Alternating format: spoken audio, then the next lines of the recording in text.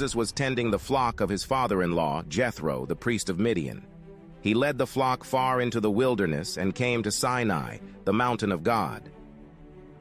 There the angel of the Lord appeared to him in a blazing fire from the middle of a bush. Moses stared in amazement. Though the bush was engulfed in flames, it didn't burn up. "This is amazing," Moses said to himself. "Why isn't that bush burning up? I must go see it." When the Lord saw Moses coming to take a closer look, God called to him from the middle of the bush, "Moses, Moses!" "Here I am," Moses replied. "Do not come any closer," the Lord warned. "Take off your sandals, for you are standing on holy ground. I am the God of your father, the God of Abraham, the God of Isaac, and the God of Jacob." When Moses heard this, he covered his face because he was afraid to look at God. Then the Lord told him, "I have certainly seen the oppression of my people in Egypt. I have heard their cries of distress because of their harsh slave drivers. Yes, I am aware of their suffering. So I have come down to rescue them from the power of the Egyptians and lead them out of Egypt into their own fertile and spacious land. It is a land flowing with milk and honey, the land where the Canaanites, Hittites, Amorites, Perizzites, Hivites, and Jebusites now live. Look, the cry of the people of Israel has reached me, and I have seen how harshly the Egyptians abuse them. Now go, for I am sending you to Pharaoh. You must lead my people Israel out of Egypt." But Moses protested to God, "Who am I to appear before Pharaoh? Who am I to lead the people of Israel out of Egypt?" God answered, "I will be with you, and this is your sign that I am the one who has sent you. When you have brought the people out of Egypt, you will worship God at this very mountain." But Moses protested, "If I go to the people of Israel and tell them, 'The God of your ancestors has sent me to you,' they will ask me, 'What is his name?' Then what should I tell them?" God replied to Moses, "I am who I am. Say this to the people of Israel, 'I am has sent me to you.'" God also said to Moses, "Say this to the people of Israel, 'Yahweh, the God of your ancestors, the God of Abraham, the God of Isaac, and the God of Jacob, has sent me to you. This is my eternal name, my name to remember for all generations. Now go and call together all the elders of Israel. Tell them, Yahweh, the God of your ancestors, the God of Abraham, Isaac, and Jacob, has appeared to me. He told me, I have been watching closely, and I see how the Egyptians are treating you. I have promised to rescue you from your oppression in Egypt. I will lead you to a land flowing with milk and honey, the land where the Canaanites, Hittites, Amorites, Perizzites, Hivites, and Jebusites now live. The elders of Israel will accept your message. Then you and the elders must go to the king of Egypt and tell him, the Lord, the God of the Hebrews, has met with us. So please let us take a 3-day journey into the wilderness to offer sacrifices to the Lord, our God. But I know that the king of Egypt will not let you go unless a mighty hand forces him. So I will raise my hand and strike the Egyptians, performing all kinds of miracles among them. Then at last he will let you go. And I will cause the Egyptians to look favorably on you. They will give you gifts when you go, so you will not leave empty-handed. Every Israelite woman will ask for articles of silver and gold and fine clothing from her Egyptian neighbors and from the foreign women in their houses. You will dress your sons and daughters with these, stripping the Egyptians of their wealth. Okay, so today we're diving into Exodus, right? Okay. Specifically, we're looking at chapter 3, the story of Moses and the burning bush. It's one of those stories that just kind of jumps out at you, even if you're not super familiar with the Bible. Yeah. Totally. It's got that instant visual impact. Mm-hmm. Yeah. So for those who might not know the story inside and out, can you sort of set the scene for us? Okay, so we find Moses. He's out in the wilderness tending sheep, right? And suddenly he sees this bush engulfed in flames. Just like your average Tuesday. Yeah, not exactly. But here's the thing. The bush, it's burning, but it's not being consumed. The flames are there, but the bush itself it remains untouched. Whoa, okay, yeah, that'll get your attention. Yeah. So what's the significance of the burning bush? Like, why a bush? Why fire? Well, some scholars see it as a symbol of God's presence, right? The fire represents God's power, his holiness.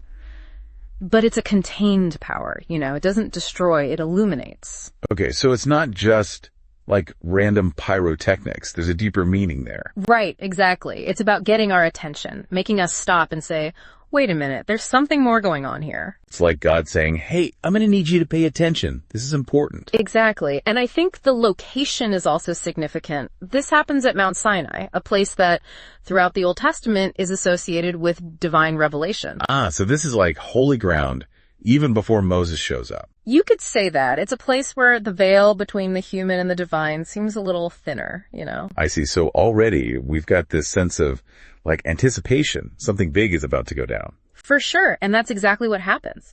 Because it's from the midst of this burning bush that God speaks to Moses. And this is where it gets even more wild, right? Because God doesn't just say, hey, Moses, long time no see. There's that whole I am thing. We're talking about the divine name, Yahweh. Yeah, that's the one.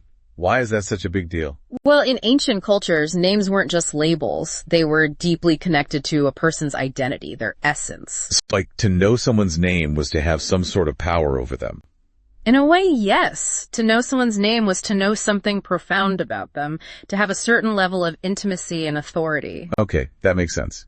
So when God reveals his name as Yahweh, it's like he's giving Moses, and by extension us, this incredible gift, this glimpse into his true nature. Right. And the name Yahweh, it's usually translated as I am, which is pretty mind-blowing when you think I am, like present tense, always existing. Exactly. It speaks to God's self-existence, his eternity. He is the source of all being, the one who is, was, and always will be. Wow. Okay, so we've got this incredible setting, this powerful symbol, and now God is revealing his very being to Moses. It's like, talk about setting the stage for something big. Right. And it's in this context, with this backdrop of awe and revelation, that God gives Moses his mission. So God lays out this mission, this like insanely huge task for Moses, right? Yeah. To go to Pharaoh, the most powerful ruler in the world at that time, and demand that he let the Israelites go after generations of enslavement. Talk about a tough crowd. It's more than just a tough crowd, right? Yeah. This is asking Moses to challenge the entire power structure of Egypt. And, I mean, how is Moses supposed to pull that off? He's a shepherd. Exactly. And I love that the text actually acknowledges that. Moses doesn't just say, yes, sir, right away, sir. He hesitates. He questions. Yeah, like that whole, who am I that I should go to Pharaoh thing? It's so human, so relatable. We've all been there, right? Faced with something that seems way beyond our capability. Oh, absolutely. That feeling of like, are you sure you've got the right person for this? Exactly. And I think that's why God's response is so important here. Because he doesn't say, get over yourself, Moses. I'm God. You do as I say. Instead, there's this incredible tenderness in his replies. He says, I will be with you. Yeah, it's like a promise, a reassurance in the face of overwhelming odds. And I think that reassurance is crucial for Moses, but also for the Israelites. They've been oppressed for generations, their hope worn down. To hear this promise of liberation must have been almost impossible to believe. Right. Like, yeah, okay, a land flowing with milk and honey? Sure, why not? And yet, that image, that vision of the promised land, it's so central to this story. It's more than just, like, good real estate. Oh, absolutely. It represents freedom. It represents hope, a future radically different from the one they're stuck in. It's that glimmer of possibility that keeps them going, even when things get tough. And they definitely do get tough, because when Moses goes to Pharaoh, things don't go so well.